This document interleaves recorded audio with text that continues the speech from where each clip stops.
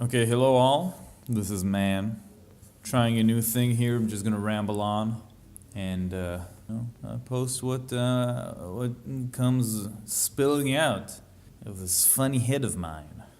Anyway, the topic at hand today is who's responsible for what when one YouTuber responds to another YouTuber's video.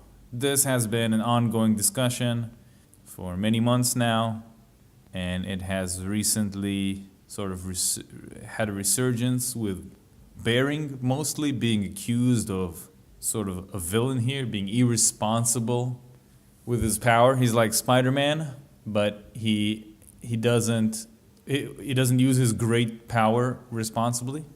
This has What responsibility does a YouTuber have when responding to another YouTuber, especially when it's a big tuber responding to a small tuber? So I'm just gonna stick with Bering because it's shorter than saying big YouTuber every time, and it's relevant. So this is a kind of a big question. I'm gonna break it down to a few points. First part is the size part. Should the size, the amount of subscribers matter when somebody responds to somebody else? Well, in my opinion, no, it shouldn't. It's one person with an opinion responding to an opinion presented by another person. That's fucking it. No one here is right or wrong based on the amount of subs they have. It's not like if you're past 400k subs, then you'll win the argument and you're correct. Nope, you just have to use your common sense and you reason your logic and try and be persuasive with your arguments. Another point I see labeled at times is that big YouTubers shouldn't respond to much smaller YouTubers because it's not balanced, I guess. They say the power balance isn't quite right. Well, if we take this logic, this line of reasoning to its conclusion, we have to ask, well, then what's the line here? If Bering has 300k subs, what is the minimal sized YouTube channel he should feel comfortable responding to? So is somebody with 5,000 subs too small? I'm gonna guess it is by this logic. Where's the line? Where does the limit go? Is 20,000 okay? Is 50,000 okay? And the bigger Bering gets, the fewer people he's allowed to respond to. No, that's fucking stupid. Why should somebody be punished for being successful? For having a lot of subs. The bigger you are, the fewer people you're allowed to talk to respond to. That's fucking stupid. And secondly, about like somebody being intimidated that a person with a lot of subs responding to them, and I don't know, and that they'd be too scared to like make their own argument. That's I don't know if that's the argument they're trying to make with this. I think it's more about the whole the fans of the big YouTuber versus the small tuber that's like all alone. I'm gonna get to that in a second. So channel size doesn't matter here.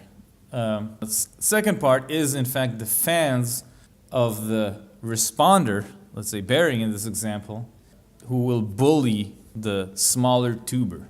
Again, there are several points here. First and foremost, we should repeat, apparently, that every person is responsible for their own actions. If Bering makes a response video to some 12-year-old feminist boy, and somebody that follows Bering watches that video and decides to go to the little boy's YouTube channel and type out, "You're a tiny cucking faggot," that's him deciding to do that. Bering did not stand behind him with a gun aimed at his head and forced him to do so. So he's responsible for his own actions, and I don't accept any responsibility to Bering. The responder made his opinion.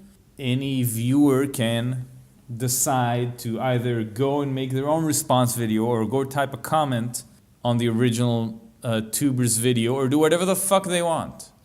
The only way Bering has any responsibility for any sort of bullying or harassment the original tuber gets is if he directly tells or asks his viewers to go and bully slash harass slash call that guy a poopy face. That's the only way. Even then, they have to act like sheep and go and do his bidding. So they still have, I would say, this specific case, a majority responsibility, but he would have some responsibility because he directly asked them to do so, and they presumably have some kind of admiration or respect for him, and they'd go and, that would influence them. In Bering's specific case, he has been sort of accused of this many times, and I have never seen him in any way promote this kind of behavior.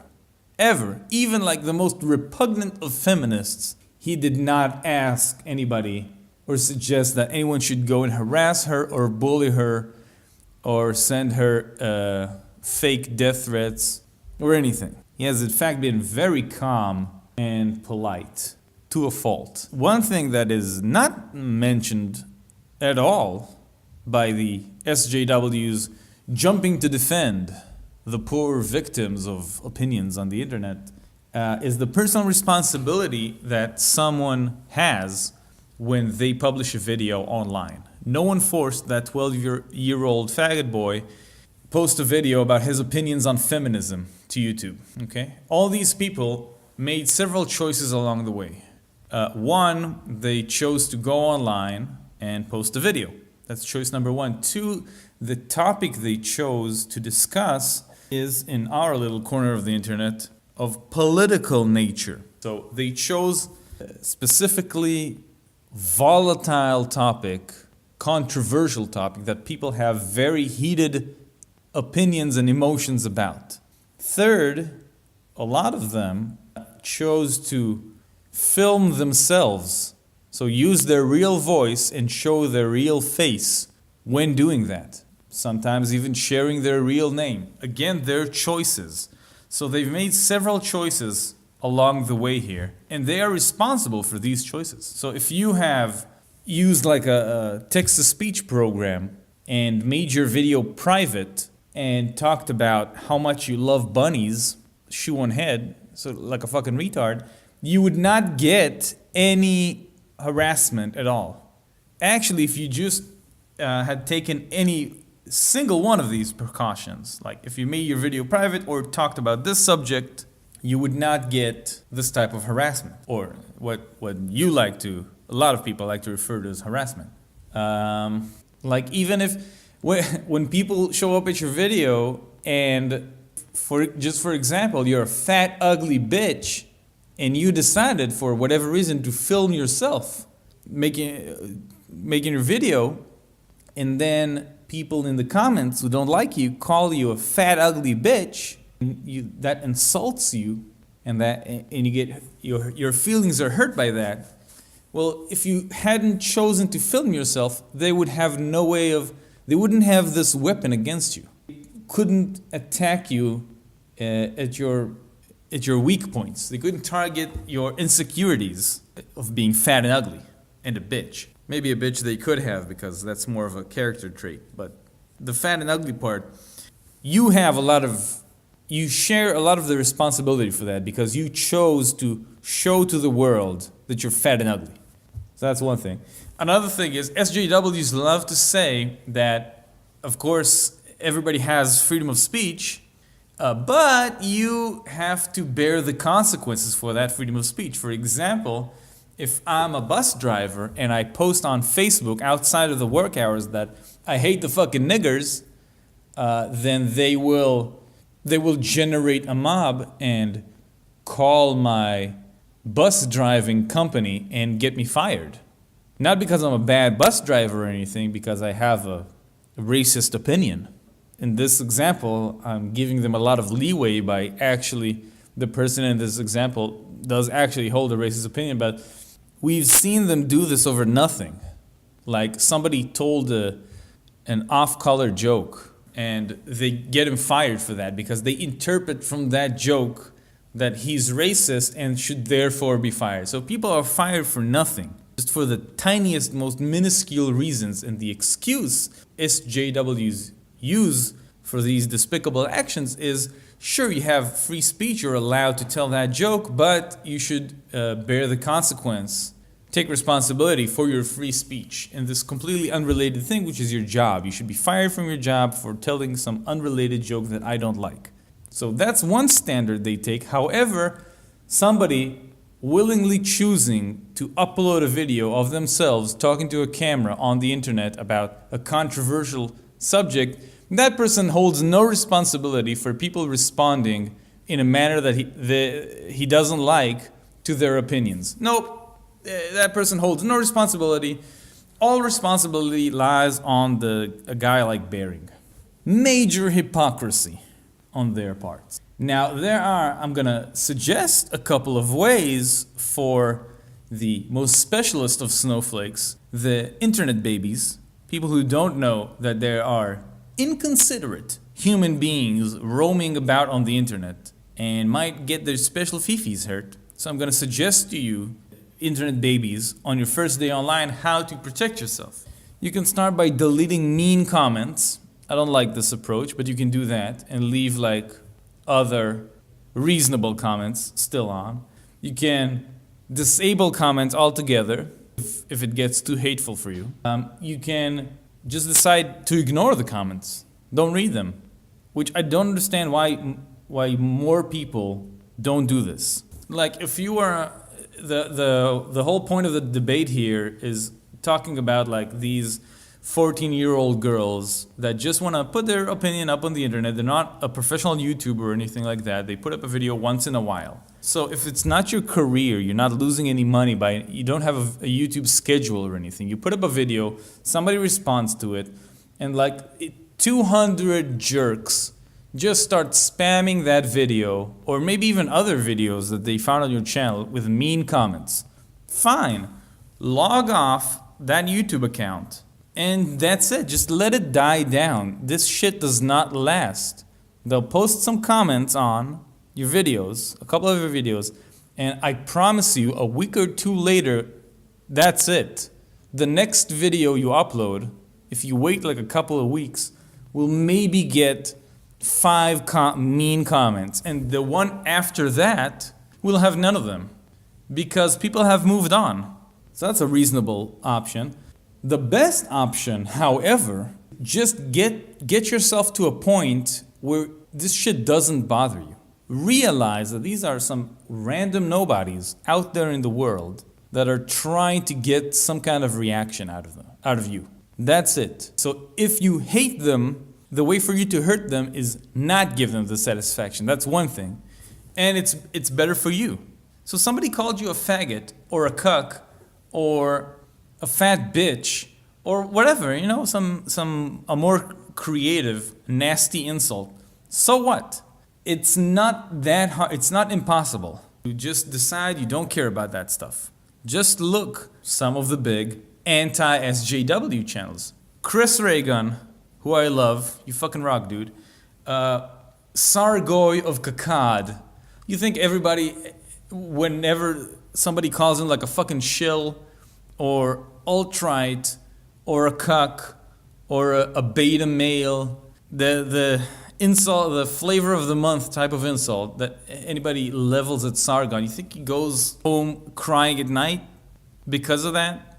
Like, is it his pillow is just dripping with tears because somebody on the internet called him a cuck? No, he doesn't give a shit anymore. Vernaculous, Bering owns the word cunt now.